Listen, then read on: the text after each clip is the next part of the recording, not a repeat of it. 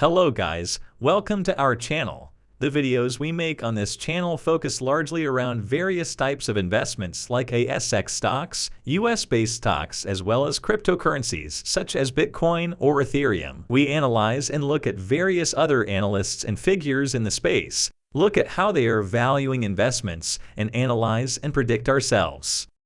Now you look at SBF, it's the exact opposite. He went to the perfect elite private high school. Then he went to one of the most prestigious elite private universities. MIT. His parents teach governance of all things at one of the most elite liberal institutions in America. Stanford. They are in the establishment of the progressive left. And what happened was he took customer funds and all of this money. He made tens of millions of dollars of political donations. He wrapped himself in this blanket of a progressive left-leaning cause called effective altruism.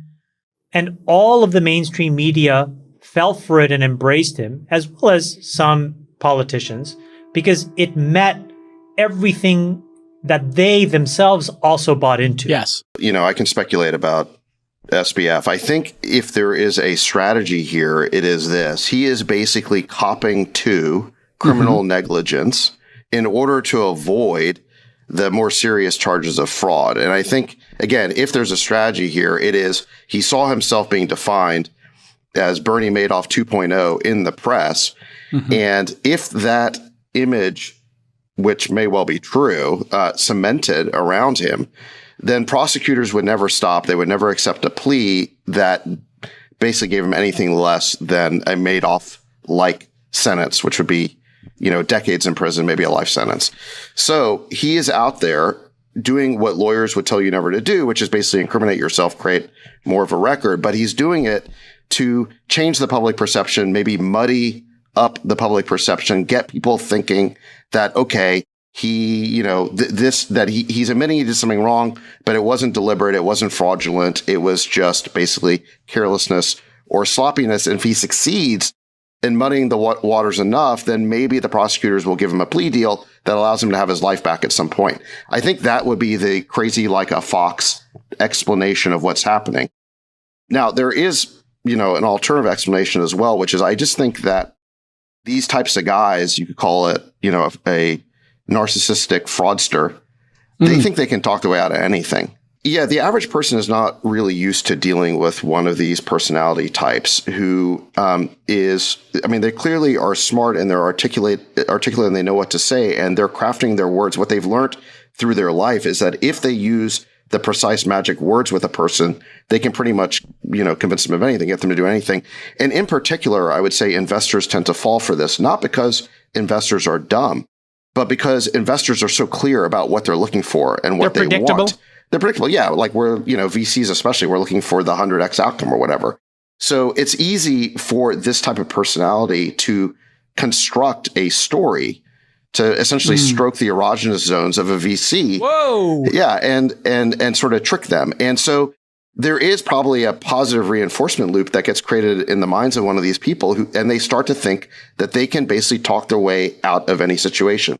So I think that would be part of what's going on here. And you know, if you look at sort of the tactics that he's using to do this, you know, all of a sudden he's trying to portray himself, you know, before this, he was portraying himself as the smartest guy in the room. Now, all of a sudden it's this babe in the woods impression where I didn't know, it was my subordinates, I wasn't really in control. Before we continue, click that YouTube like button and subscribe to our channel. This shows the algorithm that you valued this information and it helps us spread that message. Sharing is caring, and now let's continue.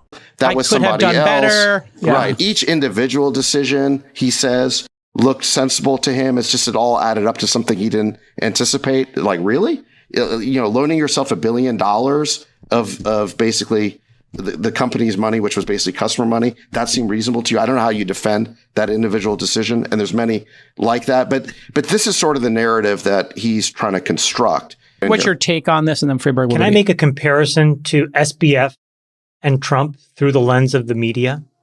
So if you go back to 2016, you know, Donald Trump violated every single establishment bias that these left progressive journalist elites had. And so they basically just attacked.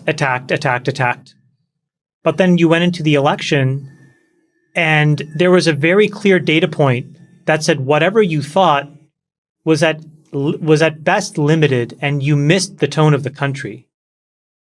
Because 50+% of the country held a very different view about this person. And instead of taking a step back and then the left media, the mainstream media, re-underwriting and learning and then saying, you know what, mea culpa, I got this wrong, they just doubled down.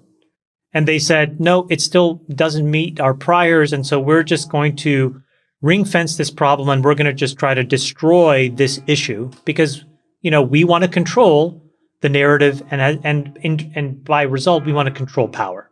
And now you have this cataclysmic event, a multi-deca-billion-dollar fraud or bankruptcy, millions of customer accounts who are frozen, tens of millions to hundreds of millions to billions of dollars lost and stolen from them. And they refuse to re-underwrite this kid. And the reason is because in order to do so, it's like eating your own tail. And that's why they don't want to do it. And so this is why you have the media basically allowing him to do an apology tour. Now, this is his second time at manipulating them. The first time he was able to manipulate them by basically being one of them. And now he's allowing them and their desire to basically protect themselves so that he can create some kind of a defense for himself. And I just think the whole thing is gross because it misses the entire mood of the nation. This is an enormous financial fraud that was perpetrated on tens of millions of people. And there's no accountability because in order to do so, the media would effectively have to admit that they missed it and they got it wrong. And they refuse to do it. And I think that is the really big problem that nobody is really speaking out about is like, well, if these folks are meant to be the last stop to make sure that there's truth and honesty and transparency in society, and you can't count on them, and in fact, they're just going to reflect their own narrative, what is one supposed to do to learn the truth?